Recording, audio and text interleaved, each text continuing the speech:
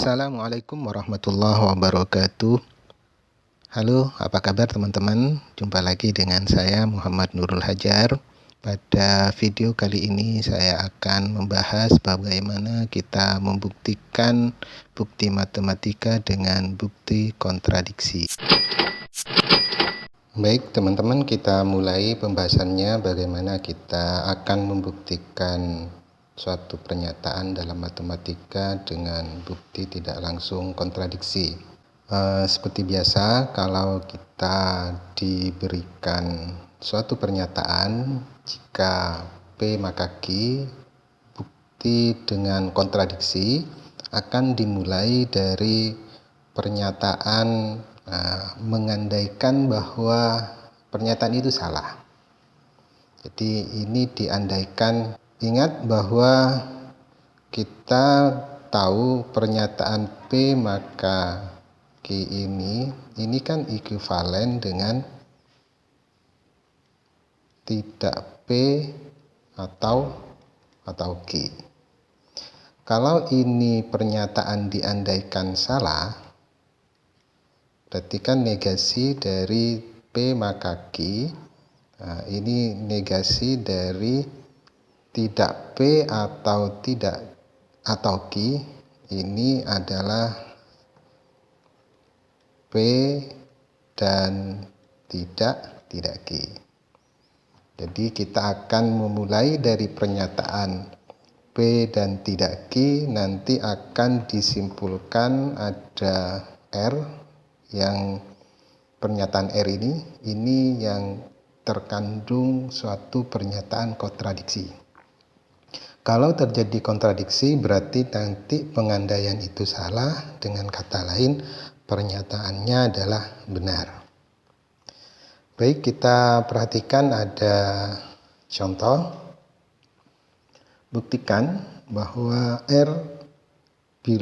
jika R bilangan real dan R kuadrat sama dengan 2, maka R itu bilangan irasional atau bilangan bukan pecahan. Baik, kita mulai membuktikan. Andaikan pernyataan salah, R itu bilangan pecahan dan R kuadrat sama dengan 2.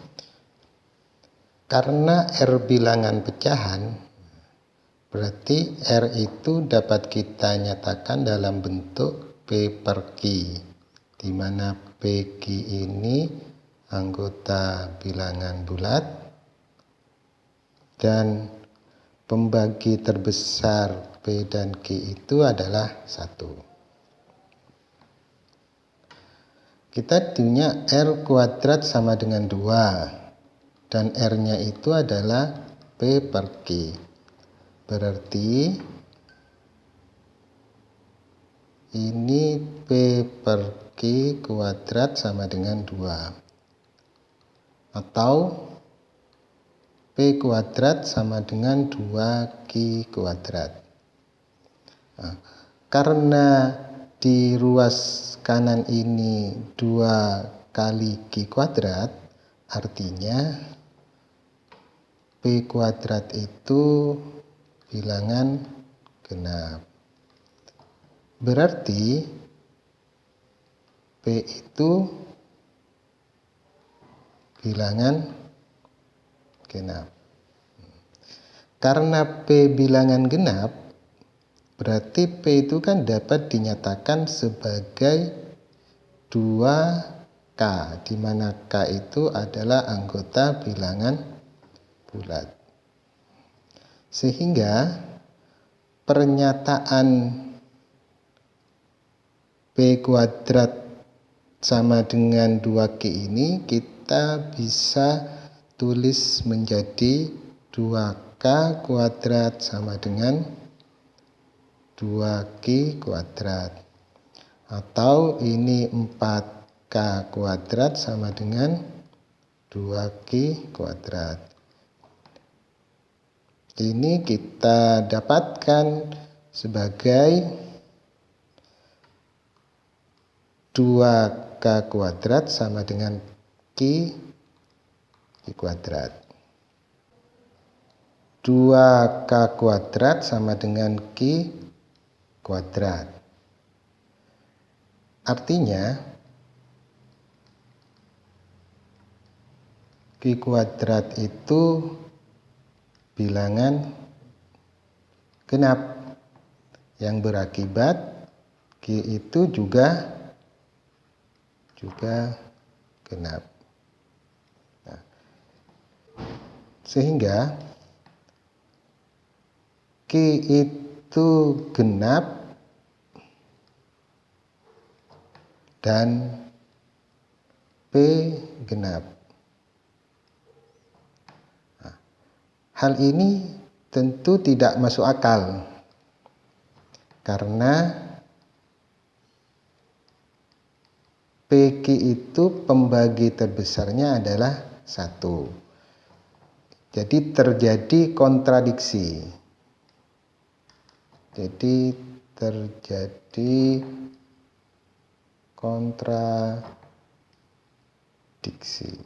Karena terjadi kontradiksi, jadi pernyataan benar. Baik, kita lanjutkan dengan contoh yang kedua. Buktikan bahwa tidak ada bilangan prima A, B, dan C yang memenuhi A pangkat 3 ditambah B pangkat 3 sama dengan C pangkat 3. Bagaimana kita membuktikan pernyataan ini dengan bukti matematika? Mari kita bahas. Kita buktikan. Pertama, kita nyatakan pernyataan ini dengan pernyataan jika maka. Pernyataan ini bisa kita tulis jika A pangkat 3 B pangkat 3 sama dengan C pangkat 3, maka tidak ada A, B, dan C bilangan prima. Dari pernyataan ini kita buat negasinya, bahwa kita mulai andaikan pernyataan itu salah. Artinya A, B, dan C adalah dan A pangkat 3, B pangkat 3 sama dengan C pangkat 3. A, B, C ini prima. Nah, prima itu kan ada yang ganjil, ada yang genap. Kita perhatikan kasus yang pertama. A, B itu prima ganjil. A pangkat 3, B pangkat 3 sama dengan C pangkat 3. A pangkat 3 A-nya itu prima ganjil, maka ini akan ganjil. Ini juga ganjil. Bilangan ganjil ditambah bilangan ganjil, maka ini akan berakibat pada C pangkat 3 adalah genap. C pangkat 3 itu adalah genap. Maka C itu juga akan genap. Artinya bilangan C itu sama dengan 2 karena tidak ada bilangan prima yang genap kecuali hanya 2. Hal ini tidak mungkin karena A dan B itu lebih dari C.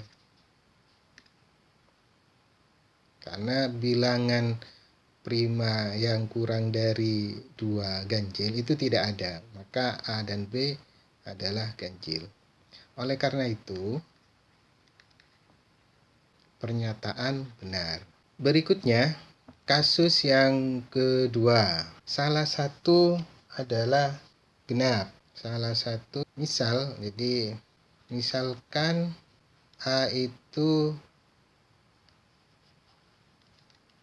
prima genap. Tanpa mengurangi keumuman, berarti A-nya itu sama dengan 2. Perhatikan bahwa A pangkat 3 ditambah B pangkat 3 sama dengan C pangkat 3. Kalau begitu, A pangkat 3 itu sama dengan C pangkat 3 dikurangi B pangkat 3. Atau kalau ini kita faktorkan, jadi C min B itu dikalikan dengan C kuadrat ditambah CB ditambah B kuadrat. Nah, ingat bahwa A pangkat 3 di mana A-nya 2, berarti ini sama dengan 2 pangkat 3, ini sama dengan 8.